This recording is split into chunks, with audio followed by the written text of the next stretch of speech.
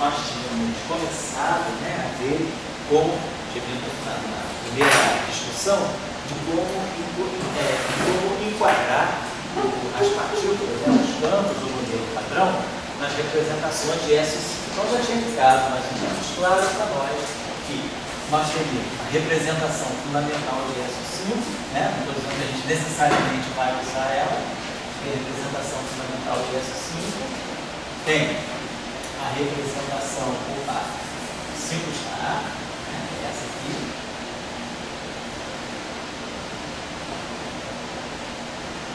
Representação é 5 está. Aí fizemos 5 com 5, dando 25, dá 10, 15. Essa aqui é a representação 15. E essa aqui é a representação 10.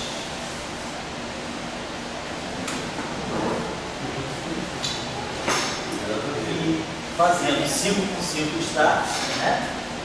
Nós temos, fazendo 5 por 5 estados, a gente ganha a representação 24.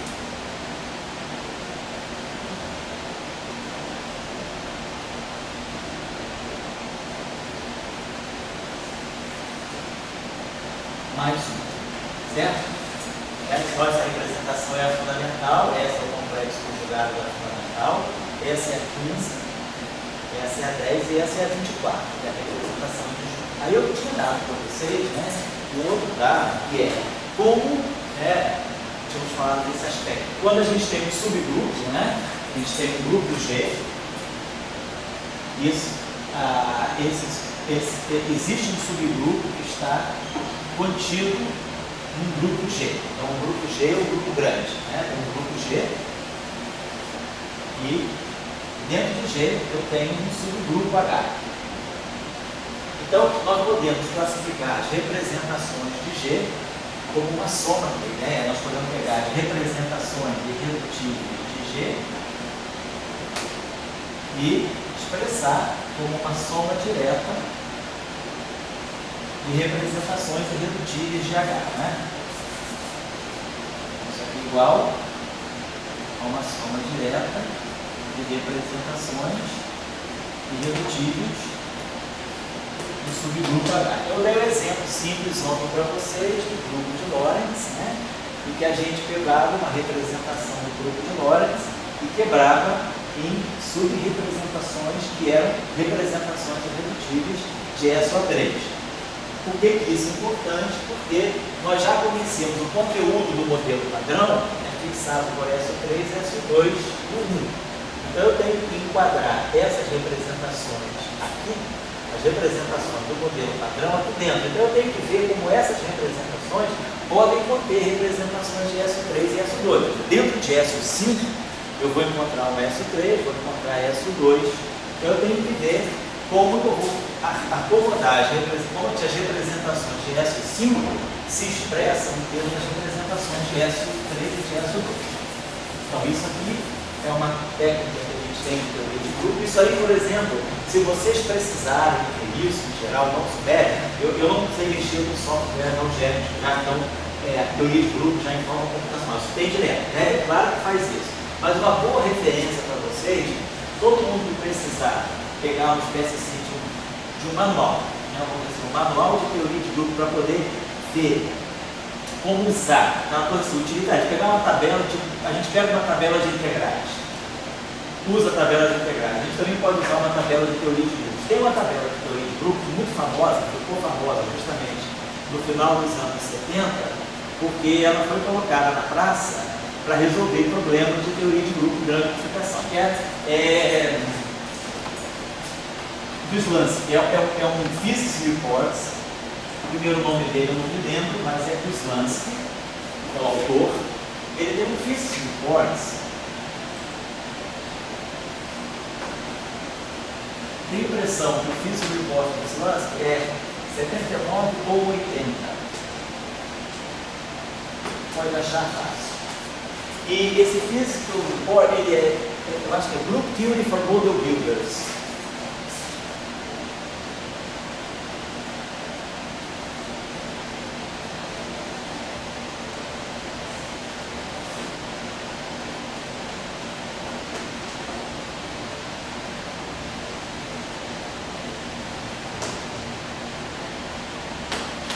Group Theory em favor do Gilbert.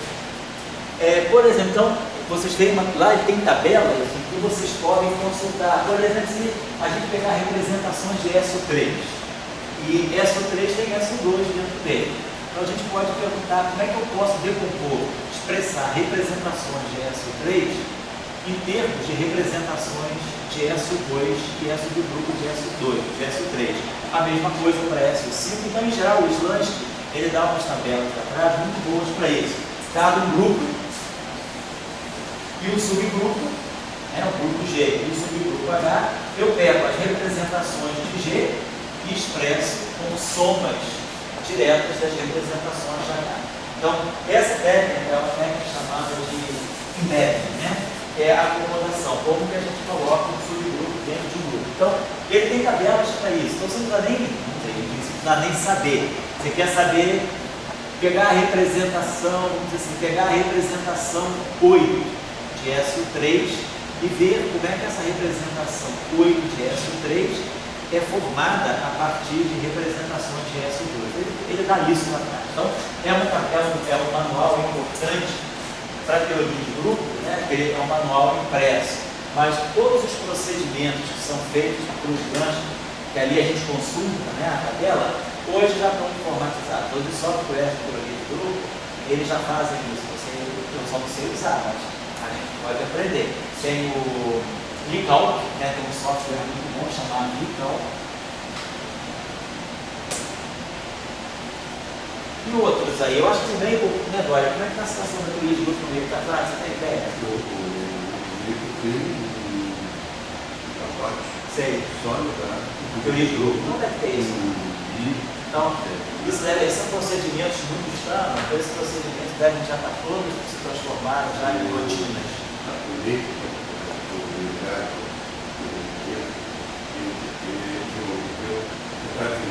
Diferencial. Certo. Todos os compartimentos, geometria, grupo de Lie tratado geométrica como geometria diferencial. Tem um grupo também, há um estrutura interligado. A teoria de grupo, geometria diferencial, é uma coisa boa. Quem quiser olhar, vale a pena, porque esses procedimentos são. Claro que a tabela do Slansky contempla tudo, então de repente se a gente tiver um grupo bem maluco, mas o Slansky pega até os grupos excepcionais, é impressionante essa tabela dele. Ele ficou famoso, como eu falei com você, na década de 80, final da década de 70, o cara, ele conseguia um bom emprego na nossa área, se ele soubesse, se ele construísse o seu modelo de unificação. Então ele sabia, e ele pegou vamos dizer, uma coisa assim, bem operarial, bem peão. O trabalho de peão era o trabalho de teoria de grupo. E aí o Slansky processou essa tabela muito legal, vale a pena vocês aprenderem a mexer com ela, consultar. Ele era de Stanford, exatamente. Esse pré-print, quando ele fez o artigo, esse artigo veio de Stanford, exatamente. Não veio. Nós tínhamos um colega lá, aquele coreano, o Toco, esse coreano também, e ele fazia os programas, não tinha linguagem muito suporte, ele fazia os programas de cálculo de grupos de Lie, todos na época do Fortran. Então, ele passou uns 3 meses na internet, tinha aquele programa que era uma sala de progressão, mas também extraía tudo. Qualquer coisa que eu precisasse em teoria de grupo, o pessoal na Coreia tinha um desenvolvimento muito bom. Então tem essas coisas agora não bem mais simplificadas. Tem outros procedimentos de cálculo de grupos de Lie, não só o Maybe e o LeetCalc, mas tem outros aí, vocês podem, basta vocês colocarem isso aí na rede, vocês devem poder baixar muitos softwares. Bom, então a decomposição é a seguinte, vamos voltar. Pode falar. A gente passou essa época, Sim. Hoje em dia, como é que fica o grupo da física? Nessa época o grupo fazia tudo para a física. Certo. Hoje em dia, isso aí. Não sei que grupo foi. Não, eu acho que é muito importante. Quando você tem duas maneiras hoje. Na física, na década de 70, a teoria de grupos era muito algébrica. Você precisava de grupos dessa forma. Grupos como uma álgebra, como uma estrutura de álgebra, matrizes, representações. A partir da década de 80, já da década de 70, mas sobretudo com o grande desenvolvimento da luz clara na década de 70, você já começou a atacar, olhar o grupo não mais como uma estrutura algébrica, como matrizes, mas como uma geometria diferencial. O grupo passa a ser uma variedade diferenciada. A gente já viu aqui vários exemplos no nosso curso de grupo, né? Por exemplo, o grupo SO2, ele está associado com uma 3 esfera, o grupo SO2 é um círculo, o grupo SO3 é um hiperboloide 8-dimensional. Então, a gente sabe que a cada grupo a gente pode transformar. A gente pode ver o grupo como um conjunto de matrizes, propriedade, ou a gente pode ver o grupo como um espaço curvo, uma geometria diferencial. Então, tem duas abordagens para a teoria de grupos. Na década de 80, com o desenvolvimento das teorias de Kaplan-Meier, esquemas de compartilhação, a gente começou a olhar o grupo mais como uma variedade diferenciável, dando uma abordagem de geometria diferencial do grupo. Então, o grupo ainda é muito importante. E outra coisa, até a década de 80, a teoria de Young-Mills, ela olha muito, não tanto no grupo, a gente fala de grupo de Lie o tempo todo, mas numa teoria de Young-Mills, basicamente o que a gente precisa é da álgebra de Lie. O grupo de Gauge, o campo de Gauge está na álgebra, nós pegamos as representações. Então, na verdade, a teoria de Young-Mills, ela pega o grupo, mas na verdade, na hora de trabalhar, o que a gente operacionaliza é a álgebra, não é tanto o grupo. Os campos, eles tomam valores da álgebra. Os campos, em geral, não são elementos do grupo, são elementos da álgebra. O campo de Young-Mills, né, ele é o A e A com geradores. Então, ele é linear nos geradores. Então, isso aqui é na álgebra. Agora, eu poderia pegar um campo que não estivesse na álgebra. Eu posso pegar, por exemplo, eu tenho um campo escalar aqui, que pode ser exponencial de vamos dizer, campos mais elementares e gerar. Então, os meus campos agora são os parâmetros, né, locais do grupo. Então, isso aqui é um elemento do grupo, é um grupo. Então, o meu campo é um exponencial. Meu campo é um exponencial. Tem todas as ordens em si. Então, isso é a visão do campo como sendo um elemento do grupo. Aqui é a visão do campo como tomando valores na aula. Por exemplo, a gente falou no nosso curso, né? Quando a gente fez a Young-Mills, a gente falou dos modelos sigma não lineares dentro de Young-Mills, e aí a gente mostrava que aparecia, por exemplo, aquela teoria, o modelo chiral. O modelo chiral basicamente era isso. Eu tenho a derivada desse φ, é um campo de Klein-Gordon com essa estrutura, onde esse aqui tem um traço. Então, isso aqui é um elemento do grupo. Eu estou diferenciando esse elemento do grupo. E aqui eu estou diferenciando o elemento inverso. Então, isso aqui é o que a gente chama de uma ação que é uma grande campo geral, de uma teoria de campo geral. E nós vimos que depois a gente podia, usando lá, né, nós aprendemos em termos de Filbay, expressar esse elemento aqui como um modelo sigma não linear. No final de tudo, a gente tirar isso aqui desse modo.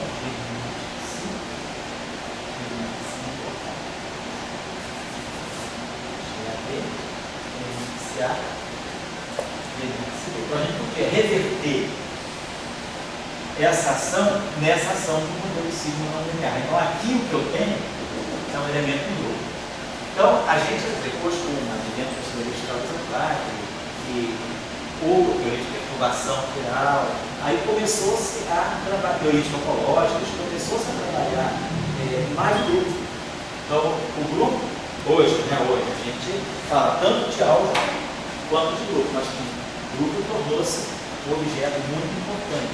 A gente começou a trabalhar realmente com os elementos do grupo, deixando poucos elementos da álgebra. Nas teorias de unificação, nas teorias de calibre, a gente trabalha com a álgebra. A gente precisa disso.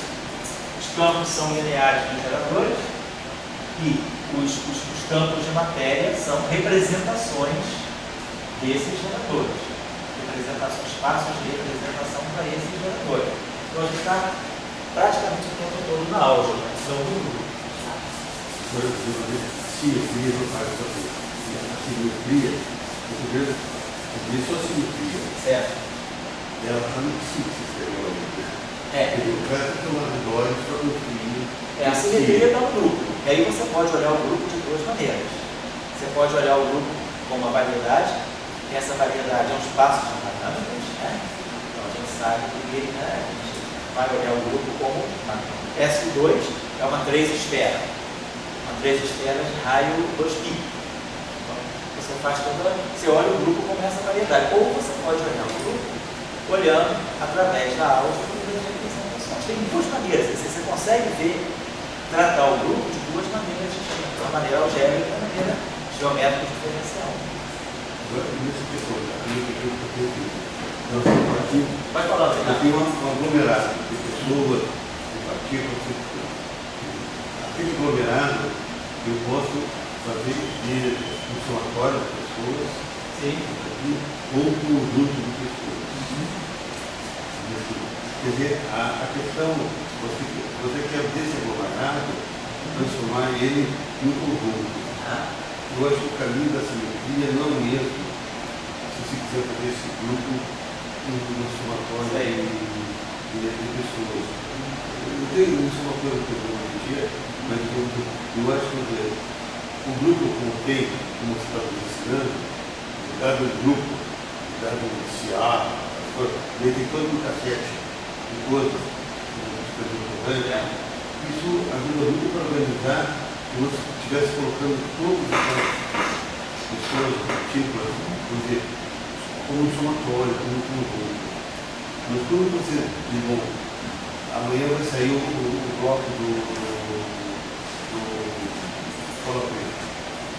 Aqueles milhões de pessoas estão sobrando uma simetria. Se você botar mais 1000 pessoas no Cola Preta, a simetria é mesmo.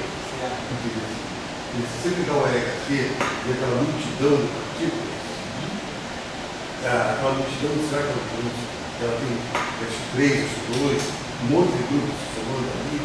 Ou você pode olhar aquela multidão como um conjunto? Não sei se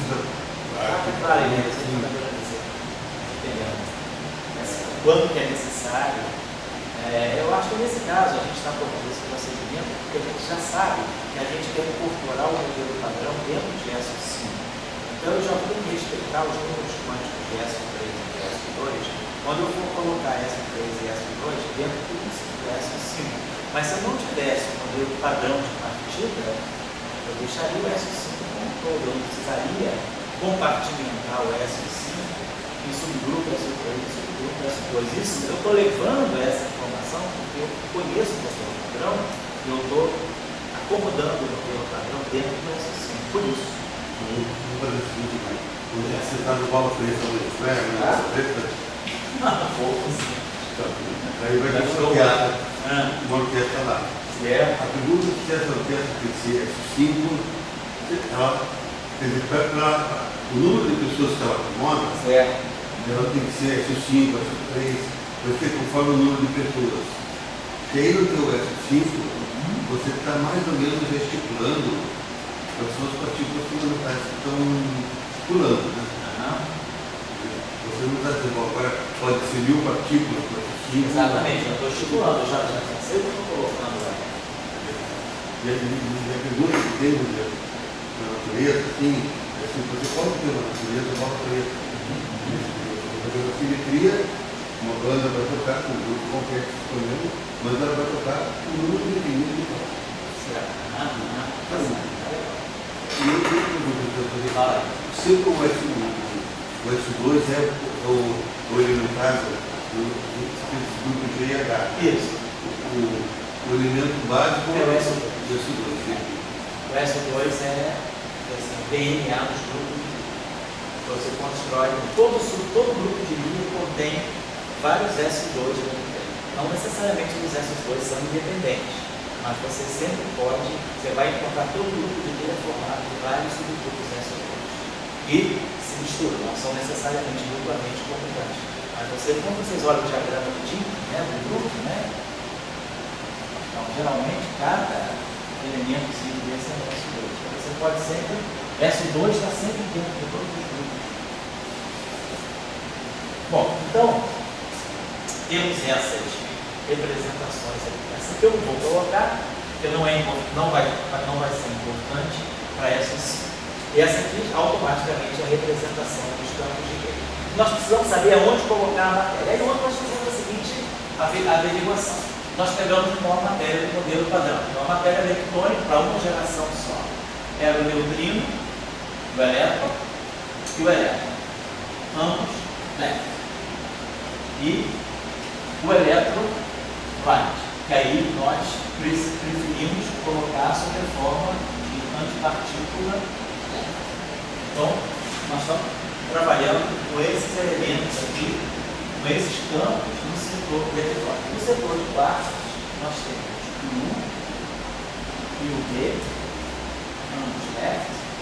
Aí temos o U right, que aí a gente vai chamar de U, anti-U left, e o anti-V left. Então, nós tínhamos contado no final, 15 objetos. Esses objetos aqui são todos singletes de SO3. Então, 1, 2, 3. Isso aqui é um duplo de SO3, então 3, 3, 6, 3, 9, 3, 12, 3, 15, né? Então, esse objeto aqui, vou chamar isso aqui, vou deixar colocando lá.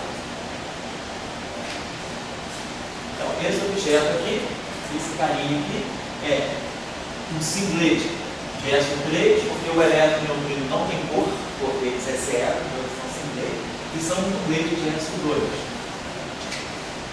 O pósitron left, ele é um singlete de SO3 e um singlete de SO2.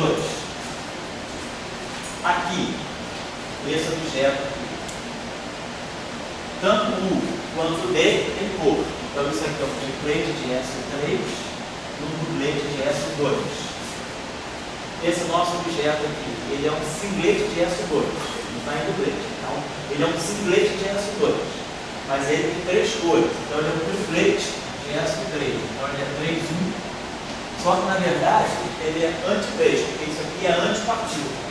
Se o U está na representação 3, o antipartícula ele tem complexo conjugado. Então está na representação complexo conjugado. E esse aqui também, na representação 3 está. Então a gente observa o seguinte: 3 está 1 está aqui, junto com 1, 2. Então, por exemplo, eu posso pegar ou o U ou o D, eu posso formar um quintete pegando esse objeto e esse objeto, ou pegando esse objeto e esse objeto. Eu teria que posso formar um quintete. Então eu tenho essas duas possibilidades. Depois, aqui no 10, eu tenho o 3, 2, aqui. Tenho de novo um 3, 1, um 3 está 1. E tenho um 1. Então, se a gente observar bem, eu tenho 5 representações, quer dizer, segundo SO3 processo 2, eu tenho 5 representações distintas aqui. E aqui também, eu tenho 5 representações. Aqui eu tenho 3, 1 e 2.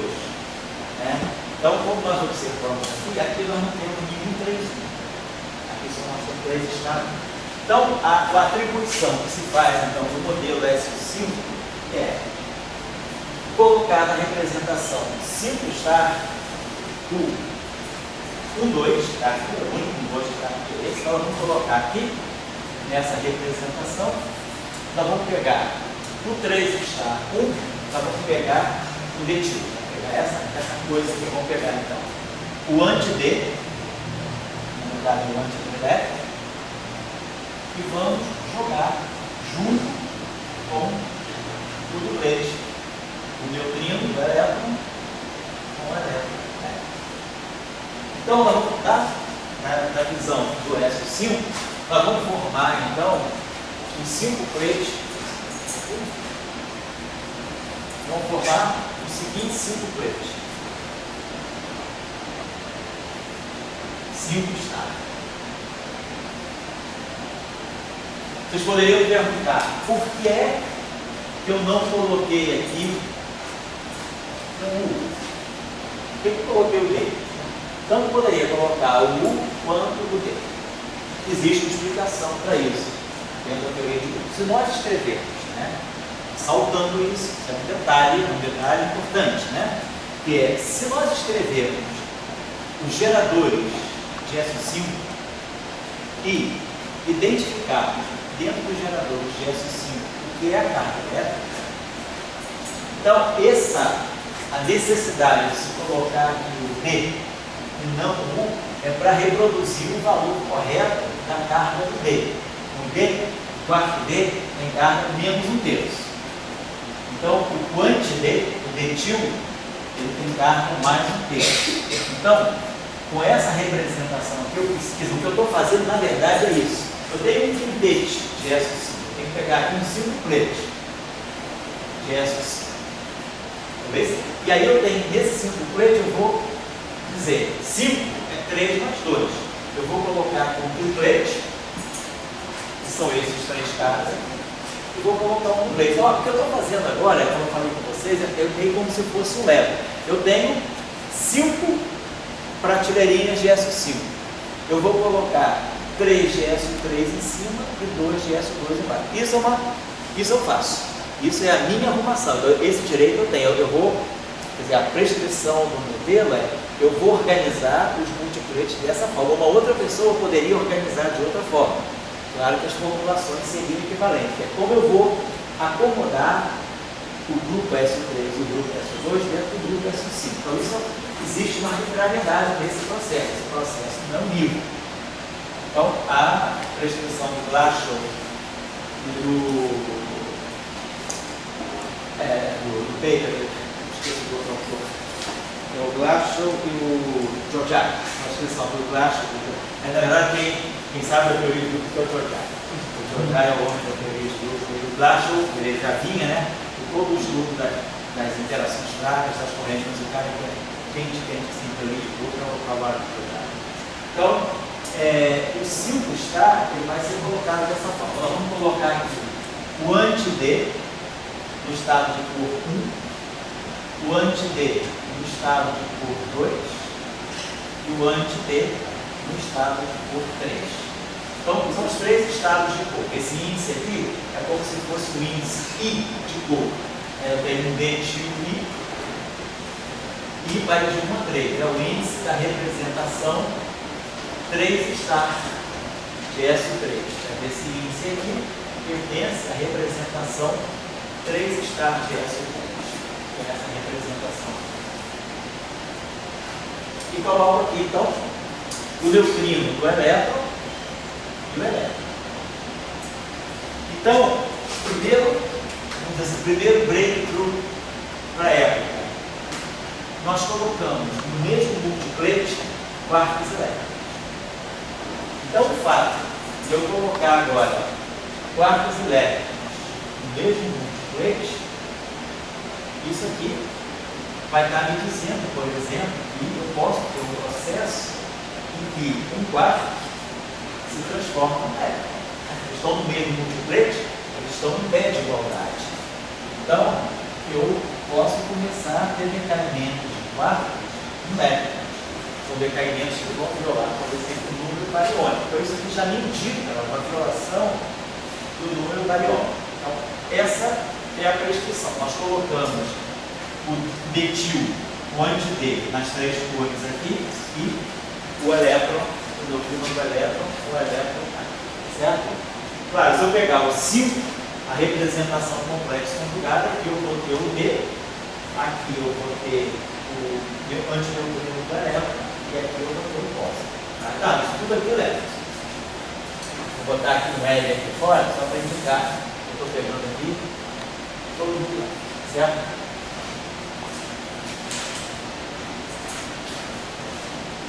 Você sabe que esse é o início, assim, o início. Vou botar quartos direto no meu multiplex.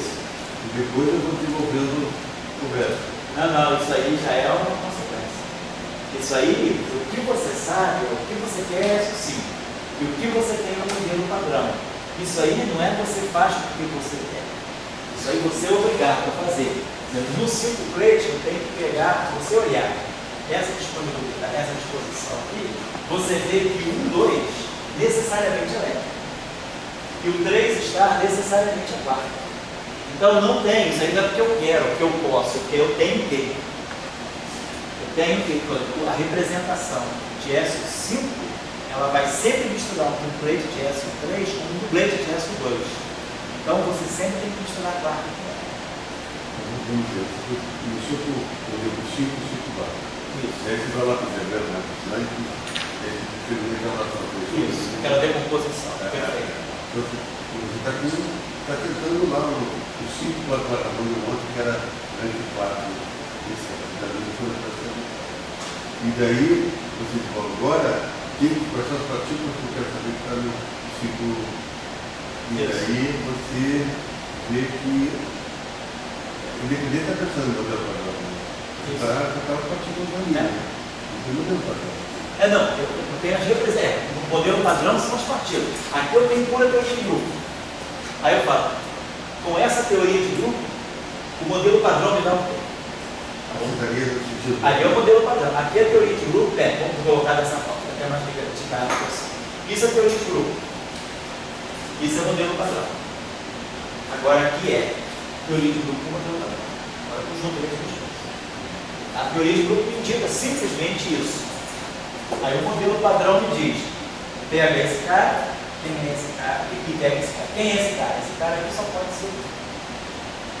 E esse cara aqui pode ser tanto retil quanto retil.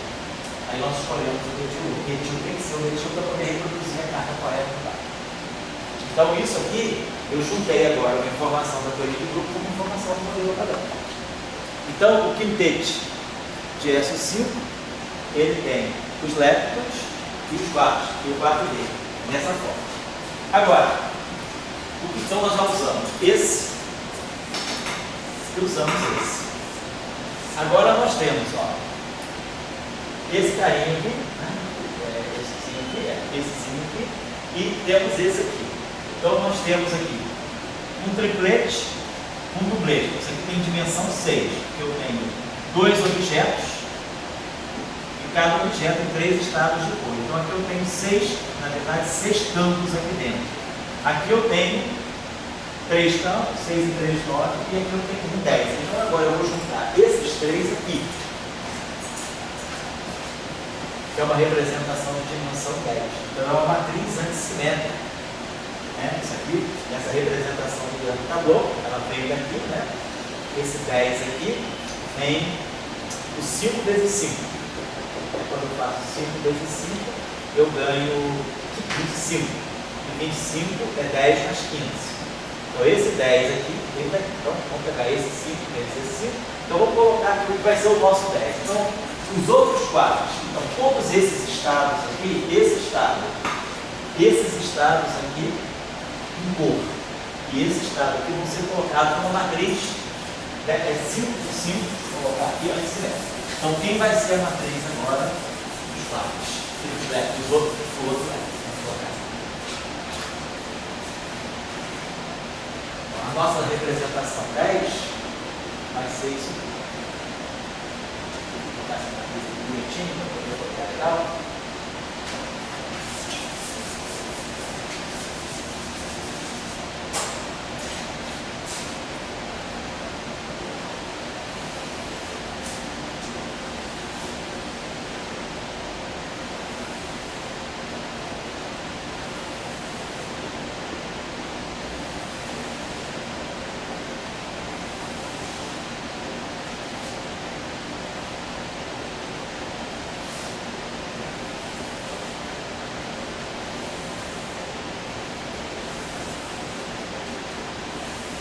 Então, a matriz antissimétrica 5 por 5. Obviamente, a diagonal é quadrada. E aí, aqui nós vamos colocar o anti-U no estado de cor 3, o anti-U no estado de cor 2, o U no estado de cor 1 e o B no estado de cor 2. Então, pela antissimetria, que vai ter que ser menos U de 3, que vai ser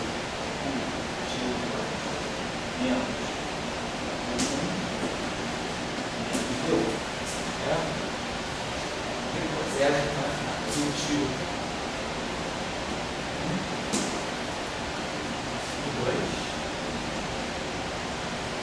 eu estou usando essa notação, né?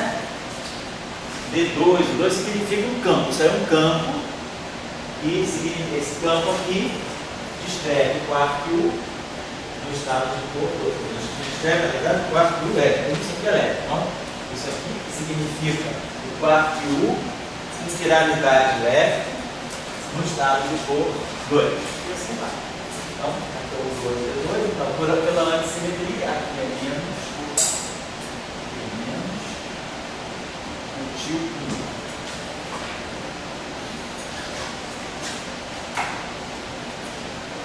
Aqui é menos 2.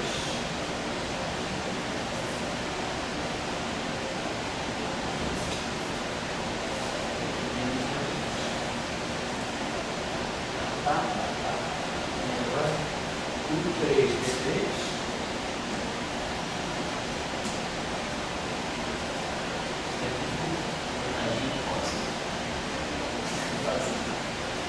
Então, aqui nós tiramos menos 3,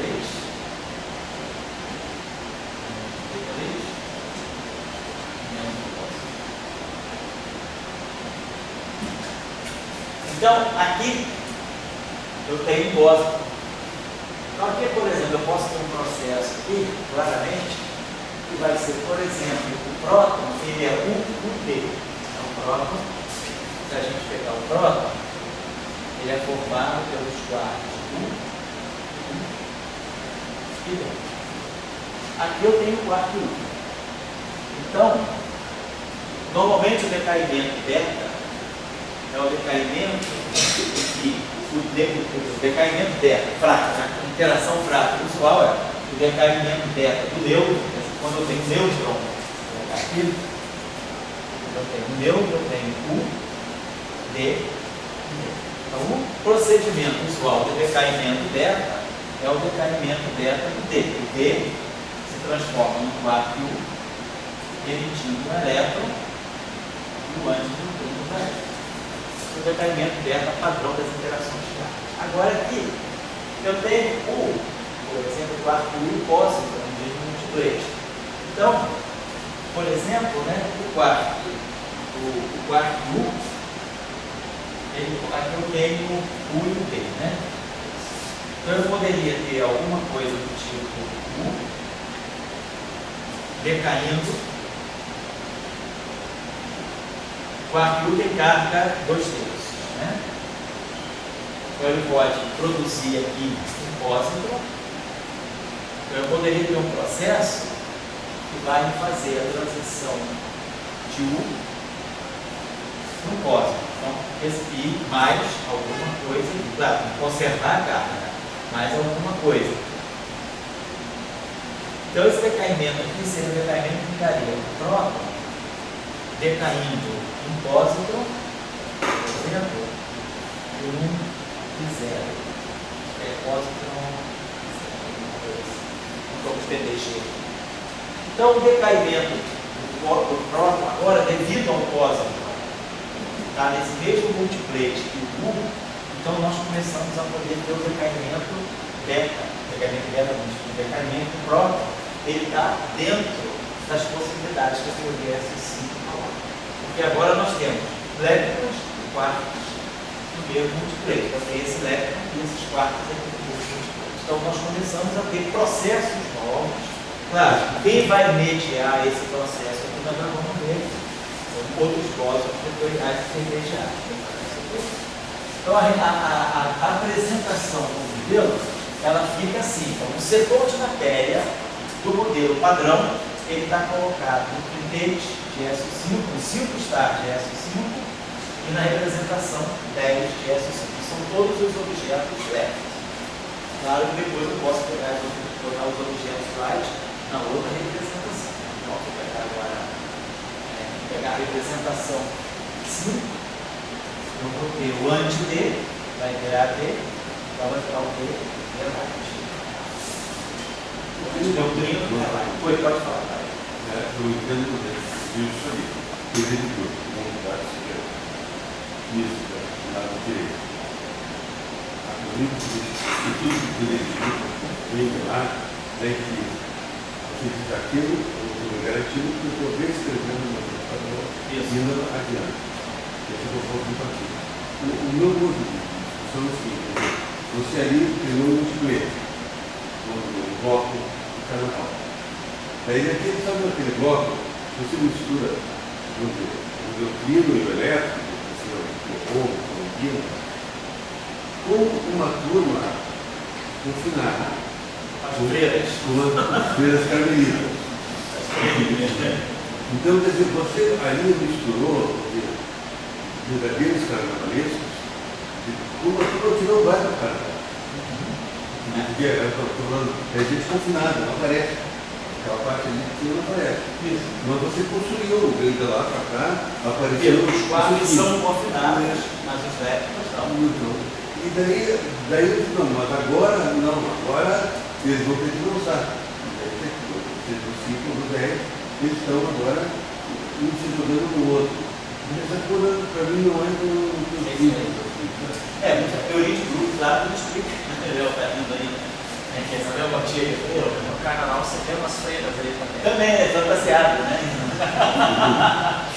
Você fantasiou o bispo carmelita. Agora se alguém se fantasia. Agora que você tem freira fantasiada de baiano, né? Se a freira saiu do convento de noite, meia-noite. Tem esses nomes das carmelitas, as pessoas se fantasiam de carmelita, né? Pessoas fantasiadas de carmelita e interagindo com carnavalistas normais. Carmelitas fantasiadas de pessoa. Mas aí vem a pergunta, essa que eu vou dizer. Será que esses vídeos, essa turma aí, é gente que é fantasiada de carmelita ou são os carmelitas? A questão é o confinamento. O que está em jogo agora, porque é um processo. E a teoria de estudo, claro, nos pretos, né? Nós temos quartos que levam o número de pretos. Os léficos não são confinados, mas os quartos são. A questão que vai estar em jogo aí são as escalas, como eu coloquei ontem para vocês. Nós temos a escala de quebra da grande unificação e temos a escala de quebra, que vamos falar hoje, a escala de quebra da interação eletrofrágil, a escala eletrofrágil de quebra. A questão é, quando esse processo envolve quartos elétricos de pé de igualdade ocorre, eu estou numa região de energia muito alta. Ontem nós fizemos uma estimativa muito grosseira, né? Falando que a escala da grande unificação ela é dada pelo decaimento do próton, então 10 a 32 anos. Então é um tempo muito longo. Então isso pressupõe que eu devo ter uma escala de energia muito alta, porque quem deve mediar o decaimento do próton devem ser bósons vetoriais altamente macios. Então fica uma massa na faixa de 10 a 16 Hz. Nessa escala de energia, 10 a 16 Hz, o confinamento não deve estar mais atenção. O que a gente espera é que, acima de uma dada energia, os quartos desconfinem. O que acontece no LHC, o que acontece no interior de uma estrela. Você tem temperatura muito alta, você consegue dar muita energia ao sistema, você consegue romper a ligação entre os quartos. Quer dizer, no LHC, justamente naquele experimento no ALICE, né, que é o que estuda o plasma de quartos e gluons, você choca os prótons a altíssimas energias, a altíssimas temperaturas, e aí os quartos se liberam. Então você tem um plasma de quartos e gluons desconfinados por um tempo pequeno. O tempo, né, em que um quarto leva desconfinado é na faixa de 10 a menos 23 segundos. Em 10 a menos 23 segundos ele se reconfina, se recombina para formar matéria hadrônica. Mas você produz o quarto, ele fica solto, desconfinado, e nesse momento desconfinado ele faz as novas ligações dele para se readronizar.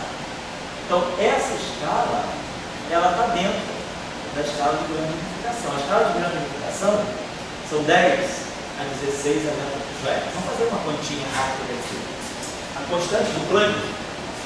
Eu não tenho um discurso sempre do marxismo e a igreja. Sim. A igreja diz, bom, existe o reino dos céus, ok? Uma simetria, uma escala, tanto. Aquele reino do céu todo mundo anda. Sim. Mas daí o marxismo diz, aqui embaixo quem comanda o capital, ele não tem muito dinheiro. E você, no fundo, está apoiando, está vivendo o mundo aqui de baixo. Então, quer dizer, mas todo esse dia de bota os direitos antes, lá para cima, lá, para funcionar, para você falar, tudo bem. Está discutindo isso. Tá, essa é a razão do modelo padrão. Mas eu digo que fica um pouco essa discussão de marxismo com direito, uma discussão antiga. Aqui embaixo, a igreja, que serve para capital, todo mundo que serve para capital, mas ela se serve, dizendo, lá em cima, tem o reino dos céus. Porque assim, aqui embaixo você está vendo a multiplicação, o caimento direto, etc. Vamos fazer essa escalinha aqui, só para eu ver. 10 a menos 34 joules segundo é a constante de Planck. Então a gente sabe que isso aqui me dá uma relação entre tempo e energia. 1 joule são 10 a 19 elétrons volts. Então isso aqui me dá 10 a menos 15 elétrons volts segundo. Né? Vamos passar isso aqui. 1 elétron volt são 10 a menos 9 GeV. 10 a menos 24 GeV segundo. Né? Então, 1 GeV,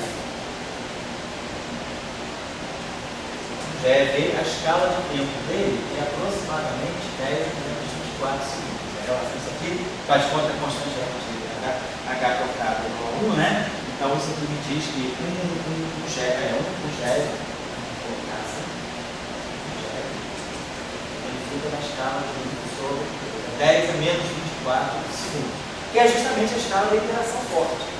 A interação forte, a massa do próton, o que é? É praticamente 1 GeV. A massa do próton é 0,9394 MeV, né? Praticamente 1 GeV. Então, a escala de massas hadrônicas, que é uma escala típica de 1 GeV, a massa do próton é 0,9, a do nêutron 0,9, dos sigmas é 1,2. Então, quer dizer, mais ou menos nessa faixa eu tenho as massas hadrônicas. E essa escala de energia. Então, realmente na faixa de 10 a menos 24, 10 a menos 23 segundos é a escala do tempo dos quartos, né? Do interior. Agora, se eu tenho 10 a 16 GeV, a energia ela vai inversamente proporcional, né, ao tempo. Então, se eu quero botar aqui 10 a 16 GeV, então vamos multiplicar isso aqui por 10 a 16 GeV, né? Vamos multiplicar isso aqui, vou ter que dividir isso aqui, vai dar 10 a menos 16, 10 a menos 40 segundos. Então, na escala de grande unificação, o tempo, né, quando eu falo de uma escala de 10 a 16 GeV, eu estou falando de uma escala de tempo que é na faixa de 10 a menos 40 segundos. Então, esse é o tempo típico do processo grande unificado, um tempo muito pequenininho. Então, nesse tempo que o processo grande unificado está ocorrendo, o quark simplesmente está desconfinado, porque o quark ele leva para ser recombinado 10 a menos 23, 10 a menos 24 segundos. Então, o quark é produzido em 10 a menos 40 segundos, ele pode executar um processo unificado. Mas ele só vai se recombinar, ele só vai se rehadronizar em 10 a menos 23 segundos. Então, ele participa da grande unificação tranquilamente, uma folga de 16 horas de grandeza. E depois ele se rehadroniza, vou colocar dessa forma. Né? Então, eu estou querendo dizer que dessa forma, não estou dizendo que é a explicação, mas é como você acomoda esse fato. Então, esses quartos que estão aqui, na escala de grande, então, do ponto de vista da grande unificação, todos esses objetos estão desconfinados. Até porque, vou falar na última aula, o que acontece na grande unificação? As três constantes de acoplamento da interação eletromagnética, né, olhando as funções beta das três interações, então, as três interações elas convergem, a interação eletromagnética, elas convergem no valor único da constante de acoplamento, aqui justamente na faixa de 10 a 16 GeV. Então, nessa faixa, as interações são uma só. Então, você perde essa dicotomia de confinado e não confinado. Então, é por isso que faz sentido, do ponto de vista físico, dizer, claro, a pergunta que você está, o comentário que você está levantando é super legítimo. Esses objetos são confinados, esses objetos não são confinados, mas isso aqui no nosso mundo, na nossa escala.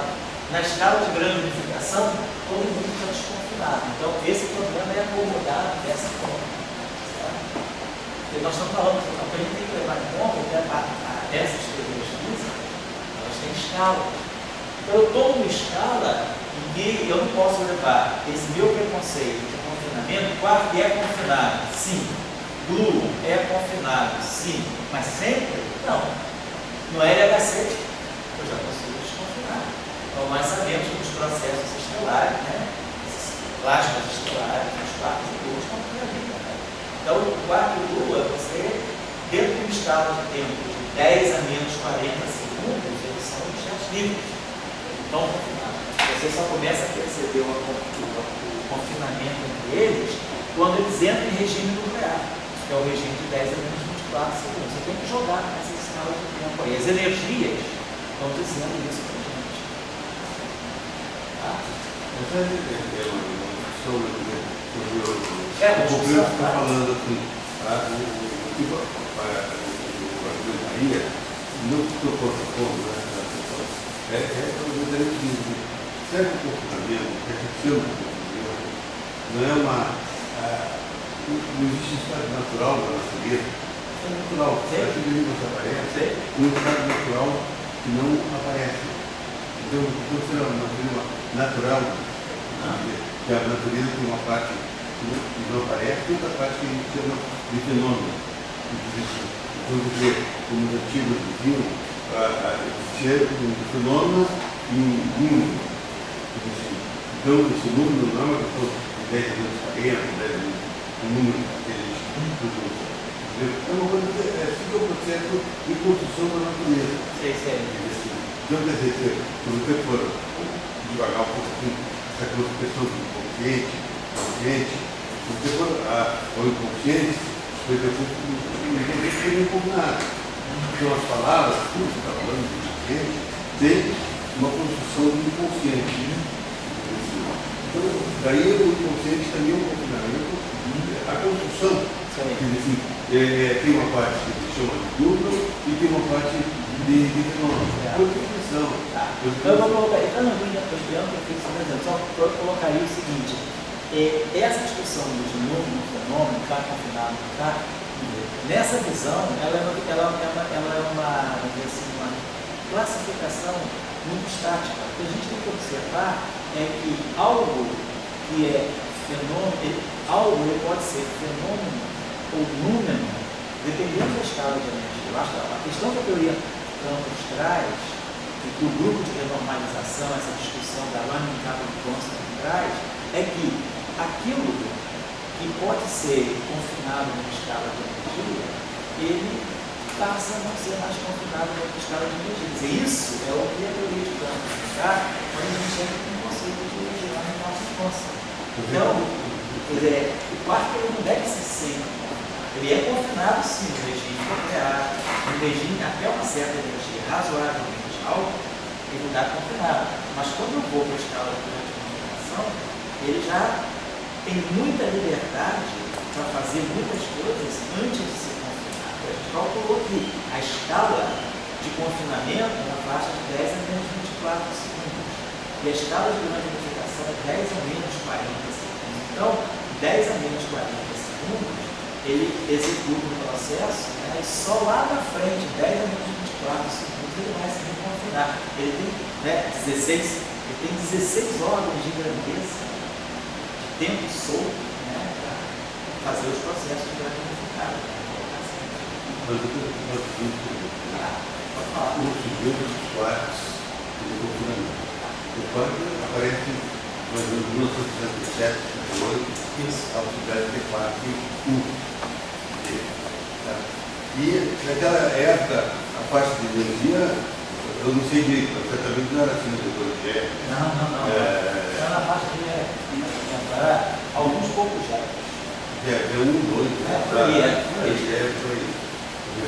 Então apareceu o quark 1 e depois aparece o quark C, dando uma faixa de energia acho que uns 80 Hz, por aí, né? É um pouco mais, um pouco mais. Não, acho que um pouco menos de 80 Hz. Eu poderia ter uma detecção de 4 metros, 4 seria 74, não poderia para baixo de 80 Hz. Daí agora, então, continuou confinado. Certo. Então, a 2 GHz ele estava confinado, disse, não, o quarto vai estar desconfinado com mais energia. Chegou a mais, hoje, que a gente saiba aí o LHC para 7 GHz, 7 GHz, e que a gente saiba, o quarto continuou confinado. Então, foi de 2. E aí apareceu o quarto top, o quarto top está confinado, mas o U já liberou. E o U é vizinho, mas o U não liberou. Então, isso que vem a pergunta que eu estou levando. Será que não existe na natureza o fenômeno, o número, como 2 elementos de construção da natureza? E não é questão de faixa de energia. Eu acho que é uma hipótese. Sim, né? Mas não é uma hipótese que não está perguntando se existe faixa de energia ou faixa de tempo. Isso que eu não sei. Aí eu não... Tem essas coisas, tem, mas eu acho que eu não abriria a mão da escala de energia nem da escala de tempo. Eu acho que isso aí é uma coisa que a gente tem que respeitar. Eu acho que essas coisas não são mais absolutas. É isso ou é aquilo, o número não é fenomenal.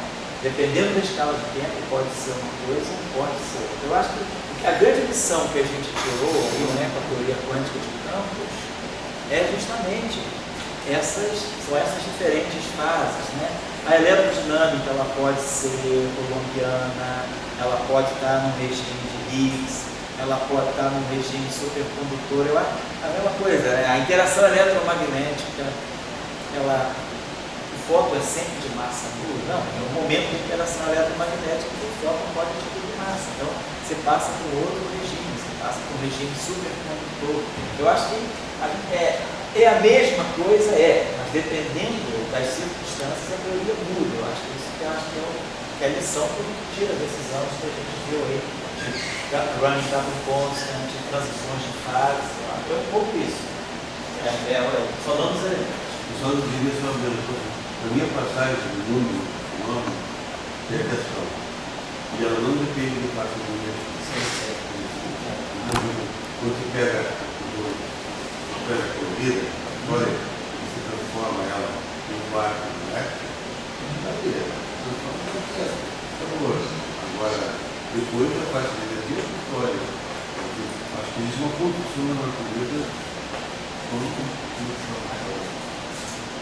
Setor de gate. Então vamos colocar os campos, não sei se faz para ir amigo. Os campos de gate, né, eles carregam os 24 geradores do S5. Então os campos de gate estão na representação de chuva. Tem 24 campos de gate. E aí, vamos ver o que o modelo padrão me dá. O modelo padrão me dá o fóton, o modelo padrão me dá os Ws, o modelo padrão me dá os zero. E o modelo padrão me dá, vamos chamar assim, os 8 números. Então eu tenho 12 bósons de gate e o modelo padrão. 12 bósons vetoriais, o modelo padrão.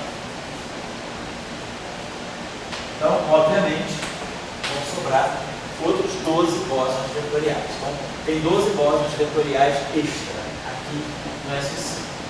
Então, esses bósons vetoriais extra, nós colocamos, eles são chamados de bósons vetoriais, tem duas categorias, X, né? Os bósons X e os Y. Então, tem duas categorias, tem 12 bósons de gate extra, que vamos chamar genericamente de X e de Y. O que é importante agora é que, claro, esses bósons de gate, então, quando eu tiver, por exemplo, olhando o procedimento de Young-Mills, a derivada, então, se eu pegar, por exemplo, o 5, né? O que a gente faz quando a gente constrói um termo cinético fermiônico? Nós construímos um termo de Dirac, si barrado, I, gama mi, derivada covariante, si. A minha derivada covariante, então, ela contém esses objetos aqui. Então, esses geradores vão estar atuando aqui, né? O 5, aqui dessa representação. Se eu fizer um termo de Dirac cinético para esse objeto aqui, vamos chamar esse objeto aqui de psi. Esse psi aqui denota esse meu 5 estar de SO5. Então, o termo de tirar para ele, né, então, vamos separar aqui. Então, o termo de tira, a ação do tira para esse bóson vai ser de si barrado, né? Respeitando a simetria SO5. Si barrado e gama I demi. I, I, I, G, os bósons vetoriais, A, I, A, os geradores GA, atuando em si. Certo? Então, a interação de gauge, a interação SO5, vai ser si barrado. Vamos dizer que tem um índice, eu vou chamar esse índice aqui de I, gama I, GA e J, CJ.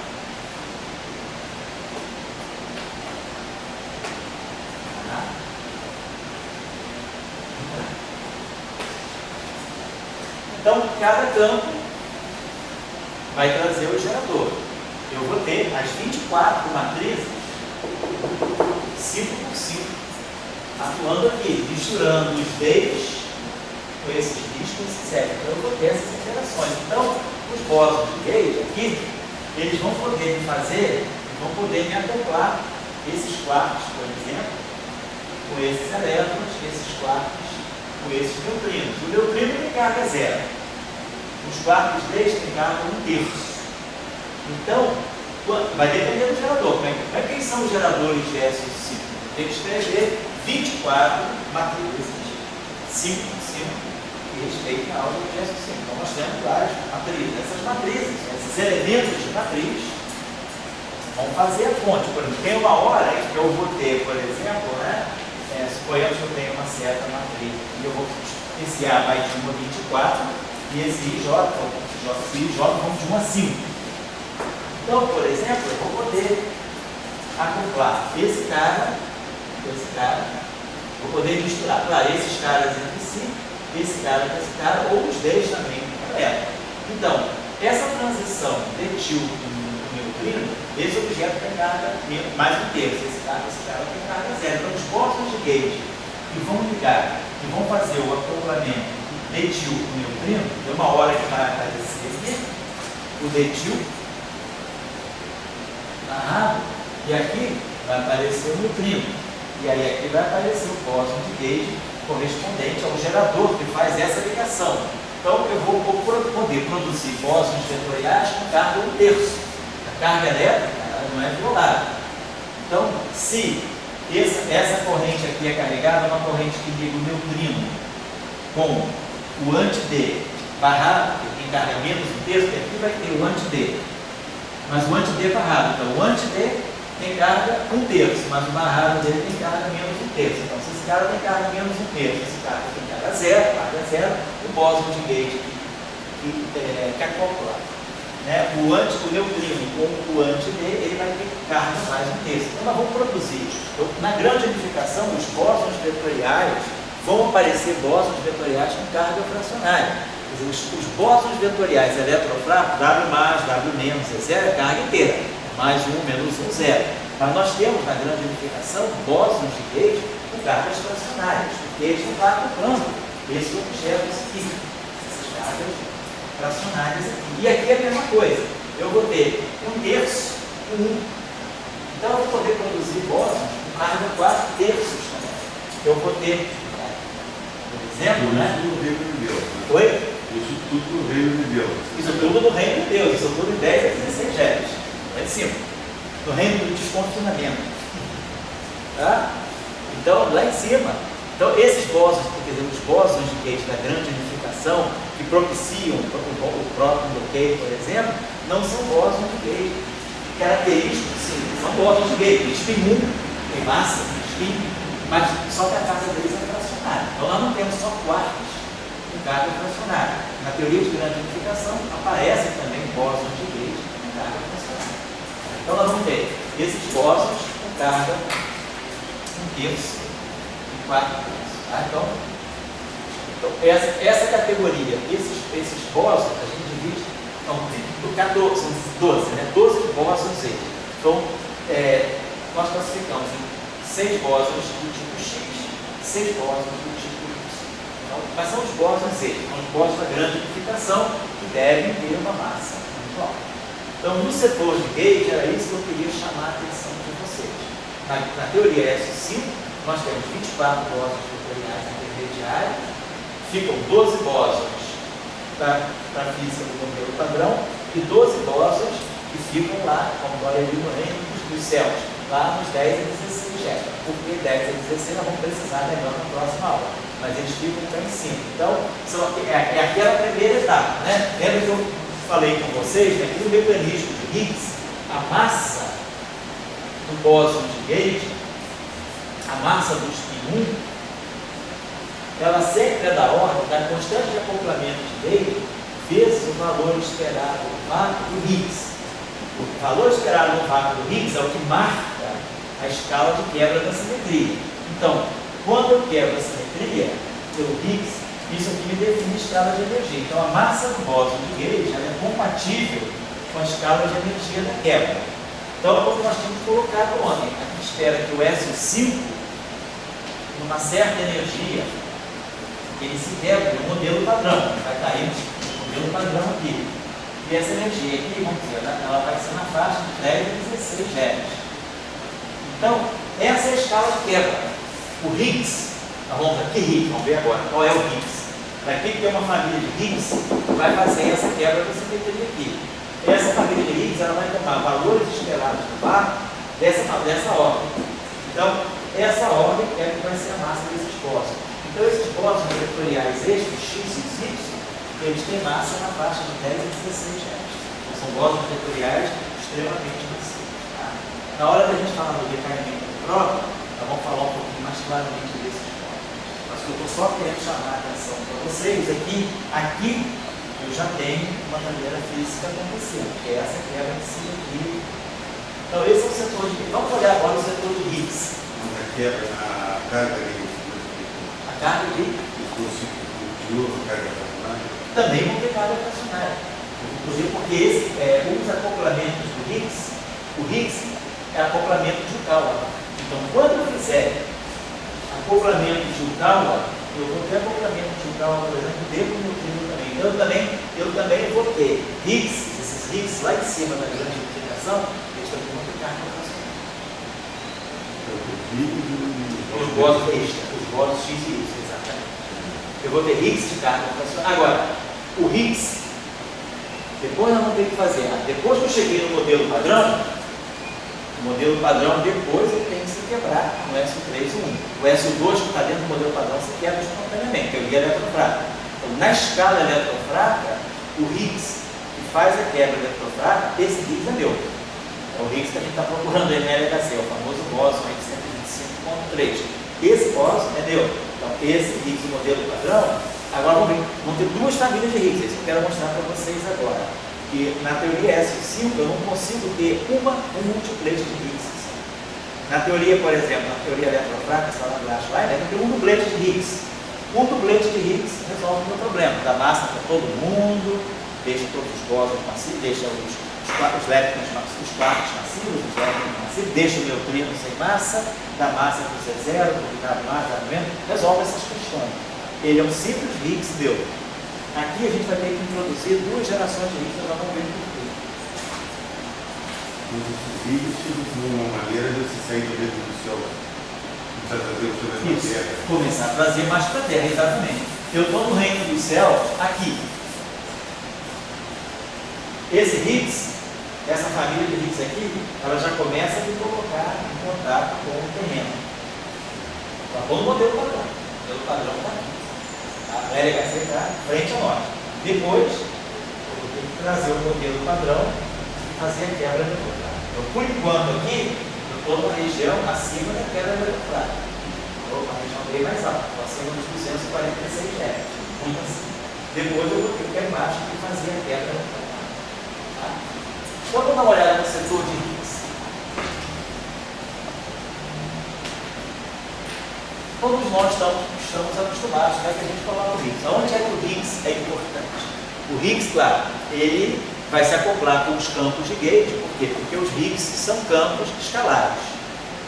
Portanto, tem os números quânticos da simetria de gauge, eles vão se acoplar aos bósons de gauge. Mas como é que eu determino os Higgs? Eu determino os Higgs pela matéria fermiônica. Qual é o papel principal do Higgs? Na verdade, o papel principal do Higgs é dar massa para os férmions. E aí, claro, ele também dá massa depois para os bósons vetoriais. Mas eu determino o setor do Higgs olhando os acoplamentos de Yukawa. Eu preciso olhar os acoplamentos de Yukawa, porque os acoplamentos de Yukawa, o acoplamento de Yukawa é férmio, Higgs. E aí esse acoplamento, né? Então, constante de acoplamento Y. Quando esse Higgs adquire o valor esperado no vácuo, então eu vou ter YV F barrado F.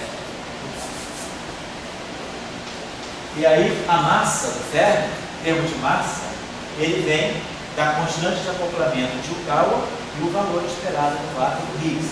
Então, os férmios adquirem massa pelo mecanismo de Higgs, mas não com a constante de acoplamento de gauge, com a constante de acoplamento de Yukawa. Esses Higgs se acoplam com campos de gauge pela derivada por variante, DH. Então, aqui vai aparecer bóson de gauge, Higgs. Aqui vai aparecer bóson de gauge, Higgs. E a constante de acoplamento de gauge ao quadrado. Quando o Higgs adquire o valor esperado no vácuo, eu tenho G2, V2, a Mi. Então, isso aqui vai fazer o papel da massa do bóson vetorial. É o M1, é a massa do spin 1.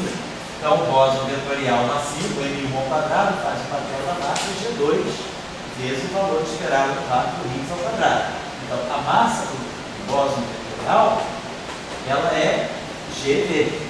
Então, a relação, basicamente a relação entre a massa dos bósons vetoriais e a massa dos férmions é a constante de acoplamento de gauge sobre a constante de acoplamento de Yukawa.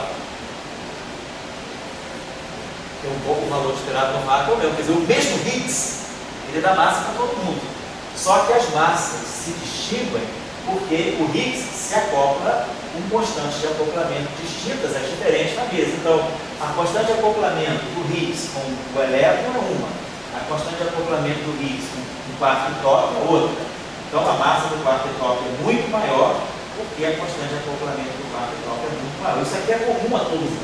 Então, a massa do bóson de gauge e a massa de um tipo, de um certo férmio, elas vão valer, a razão entre elas é a constante de acoplamento de gauge sobre a constante de acoplamento de Yukawa daquele férmio ao Higgs.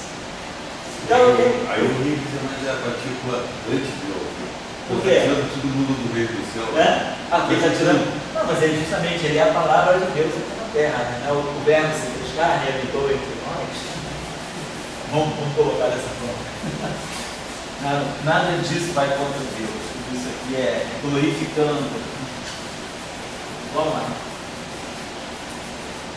Então, o que nós vamos ter que fazer vai ser o 5, está? Ele vai ter que ter a sua constante aqui. Esses termos aqui, exceto esse objeto aqui, vão ter que ter a massa e esses objetos também. Então, cada geração de férmio, então eu vou ter que acoplar. Isso que eu estou dizendo, eu vou pegar o 5 está, faz de conta que isso aqui representa um campo fermiônico, um psi. Então, acoplamento de Yukawa, isso aqui é o psi barrado, só que eu tinha colocado psi barrado, aquele inteiro, psi barrado, psi, Higgs. Esse é o acoplamento de Yukawa, vou botar Y5. Quer dizer, é o acoplamento de Yukawa do quintete, 5 plates. Então eu tenho psi barrado, psi, interação, né, com escalar de Lorentz, com esse escalar aqui. Agora vamos olhar, isso aqui é 5, psi é 5 está. Mas isso aqui é um barrado de Dirac. Quando eu faço barrado de Dirac, o que é o barrado de Dirac? A psicidade é gama zero. Então tem um complexo conjugado aqui. Então, se psi. Então, em termos de teoria de grupo, Esse psi aqui, então isso aqui é constante de acoplamento de um cauda do quintete. Esse psi aqui é um 5 estático. Esse aqui é barrado. Aqui é o psi, que é 5 estático. E aqui é o H, eu não sei o que é, tem que determinar. Então, esse barrado aqui, na verdade, é o estático. É um complexo conjugado. Então, o complexo conjugado é o complexo conjugado. Então, do ponto de vista da teoria de grupos, o acoplamento de Yukawa do quintete ao Higgs, ele é dado dessa maneira. Quintete, eu não sei quem é o Higgs, não sei qual é a representação dele, mas eu sei que no final do dia, isso aqui tem que ser um invariante de SO5. Quero construir acoplamentos que sejam invariantes de Q. Então, a representação 5, com a representação 5 está. Com essa representação, eu não sei onde que Higgs eu vou colocar. Então, a representação do Higgs, que eu vou entrar no acoplamento de Yukawa, tem que ser tal que no final do dia, isso tudo aqui seja um singlete de SO5. Para ser invariante, tem que ser um invariante de SO5. Invariante é singlete. Então, pela teoria de grupos, então eu vou ter que fazer isso. Eu vou pegar o 5, fazer o produto tensorial pelo 5 estar, fazer o produto tensorial pela representação, representação irredutível do H. Eu não sei onde o H está, mas eu sei que no final de tudo, isso aqui, esse produto todo tem que ser invariante deles. Então, 5 vezes 5 está, teoria de grupo, né? Grupo S5. 5 está é isso aqui. 5 é isso aqui. Pelo produto do Yang tabu, o único jeito é colocar ou esse tabu aqui ou aqui. Então, 5 vezes 5 está, do ponto de vista da teoria de grupo, vai ficar o singlete mais o 24.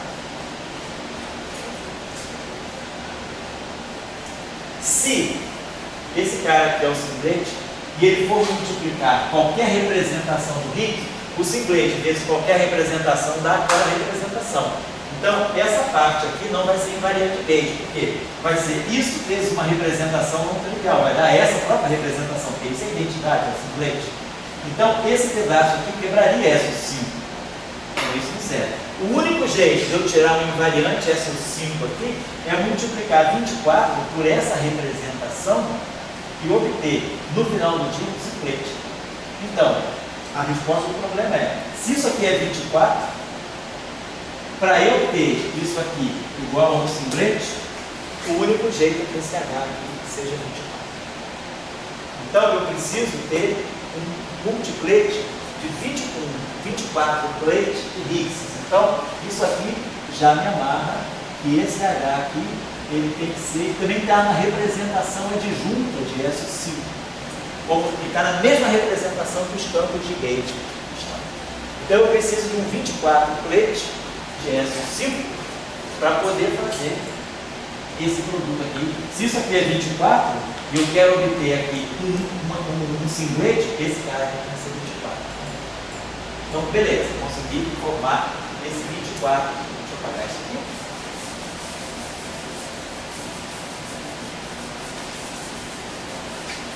Vou pegar aqui também o 10, né?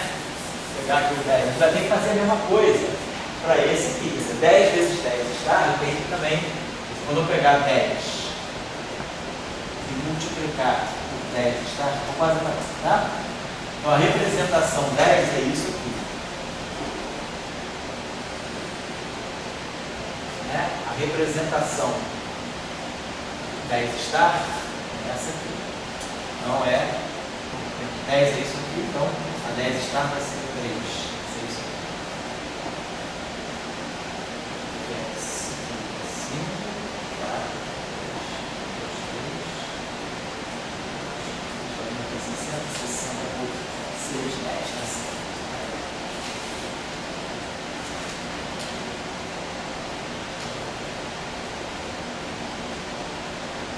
Quando eu multiplicar essa representação aqui por essa, vamos pegar 10 está.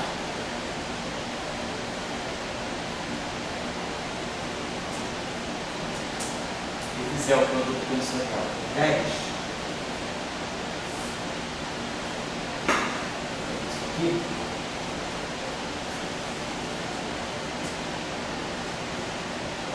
vai. Então, efeito, quando eu vou fazer essa representação, depois vamos ter que fazer 5 estar por 10 também. Vai dar certo. Tem que fazer isso aqui também. Porque nós vamos ter que acoplar esse setor aqui com esse setor aqui. Vamos pegar antes vamos pegar 5 estar por 10. Fazer primeiro aquela outra parte. 5 estar com 10. Tem que fazer acoplamento de tal aqui também. 5 estar com 10. Tem que dar 50. 5 estar é essa representação aqui. 1, 2, 3, 4. 10 é essa representação aqui. Então a gente bota aqui um X e um Y. Na hora de fazer o Yang Tabor, eu vou poder formar esse taborzinho aqui. Posso botar o X e o Y aqui. Ou posso botar o X aqui e o Y aqui. Então isso aqui é 5 estar vezes 10, dá 50.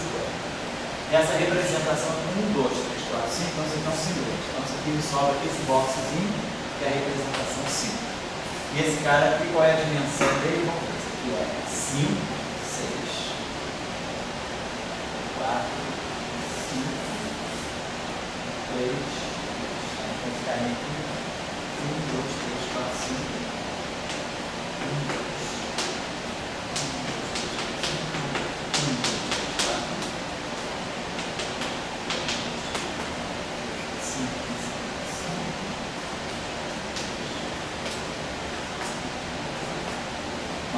45, vamos dar 45. Então, essa representação, do ponto de vista do produto de representações de S5, 5 está vezes 10 dá 5 mais 45.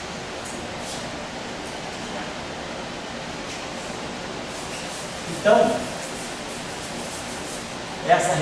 esse produto aqui, né? 5 vezes 10 está. 5 vezes 10 está.